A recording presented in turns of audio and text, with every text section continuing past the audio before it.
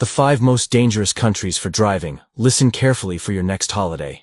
Number 5. Thailand. With a high rate of motorcycle accidents, Thailand is one of the most dangerous countries for two-wheelers. Aggressive driving, poorly maintained roads, frequent red light violations make traffic extremely risky. Number 4. Brazil. Brazil's roads are infamous for speeding, frequent crashes, and even roadside bandit attacks in certain areas. Massive traffic jams in São Paulo and Rio make driving even more challenging. Number 3. India. Here, chaotic traffic is a way of life. Between sacred cows on the road, pedestrians, tuk-tuks, overloaded trucks, and constant honking, driving in India is a real challenge, with one of the highest fatal accident rates. Number 2. Dominican Republic. With one of the highest road fatality rates, this country is a nightmare for drivers. Reckless driving, dangerous overtaking, and frequent drunk driving incidents. Number 1. Nigeria.